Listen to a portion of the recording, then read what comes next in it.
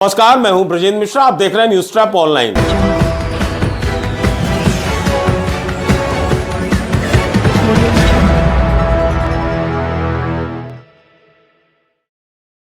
जबलपुर के सबसे चर्चित doctor Hemlata Shrivastava property case में बहुत ज्यादा होशियारी दिखाना डॉक्टर सुमित जैन और प्राची जैन को इतना महंगा पड़ जाएगा, इसकी शायद उनको कल्पना नहीं थी। प्रॉपर्टी भी हाथ से चली गई और उनके 3 से 3.25 करोड़ रुपए भी डूब गए। और इस पूरे मामले में जो जबलपुर कलेक्टर राघवेंद्र सिंह हैं, इन्होंने जो अपनी ताकत दिखाई वो एक नजीर बन गई है। कलेक्टर राघवेंद्र सिंह ने दिखा दिया कि कलेक्टर का पावर, कलेक्टर के ऑर्डर का पावर, कलेक्टर के आदेश की ताकत क्या होती है, यह बता दी उन्होंने। एक साथ 4 मोर्चे पर जिस तरह से ताबड़तोड़ कार्रवाई हुई, उसने एक नई इतिहास की इबारत लिख दी है। ना पैसा चला, ना पावर चला, ना राजनीतिक रसूख चला। पूरी ईमानदारी से सभी विभागों ने अपना अपना काम किया, वो फिर चाहे नगर निगम हो, चाहे राजस्व डिपार्टमेंट हो, या फिर पुलिस विभाग हो। मैटर बड़ा था, मैटर था इंसानियत का, मैटर था बुजुर्ग लेडी डॉक्टर के साथ धोखे का। ऐसी डॉक्टर जो जीवन के अंतिम पलों को गिन रही थी और उस समय उनके साथ धोखा होता है।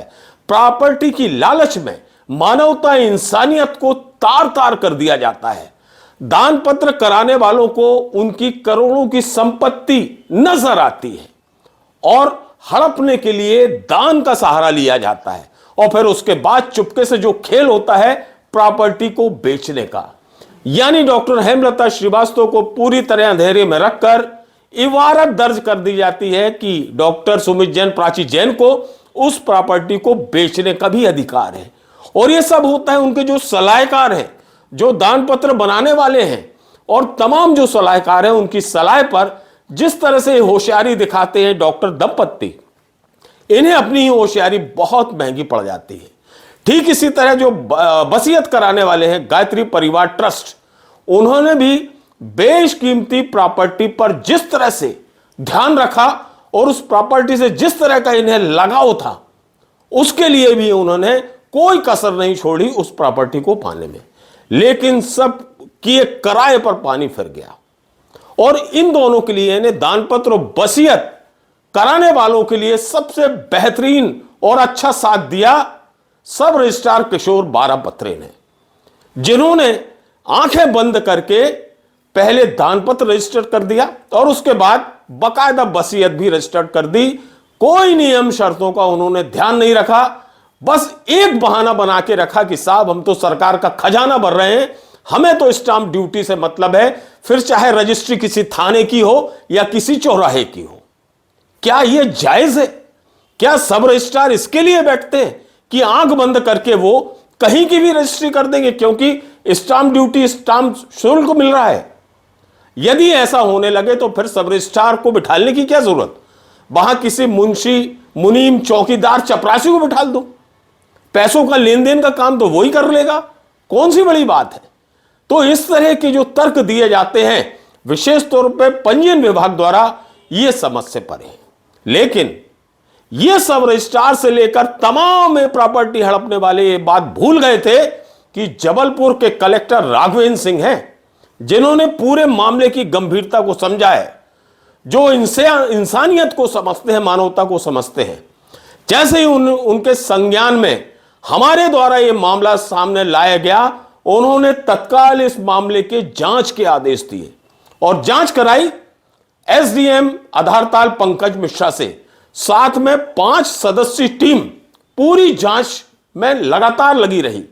डॉक्टर हेमलता श्रीवास्तव भी देखिए बयान देने के लिए जैसे ईश्वर ने उन्हें होश में ला दिया। 3 दिन के लिए वो होश में आई, तो उस दौरान उन्होंने अपना पूरा बयान दे दिया और उनके बयान की सरकारी वीडियो रिकॉर्डिंग भी हो गई। इसलिए अब उस बयान को कभी नहीं कोई नहीं झुठला सकता। और ये पूरी रिपोर्ट एसडीएम ने कलेक्टर जबलपुर को सौंप दी। जैसे ही कलेक्टर जबलपुर के पास ये रिपोर्ट आई, उन्होंने तत्काल एक साथ 4 मोर्चे पर कार्रवाई करने के लिए आदेश जारी कर दिए।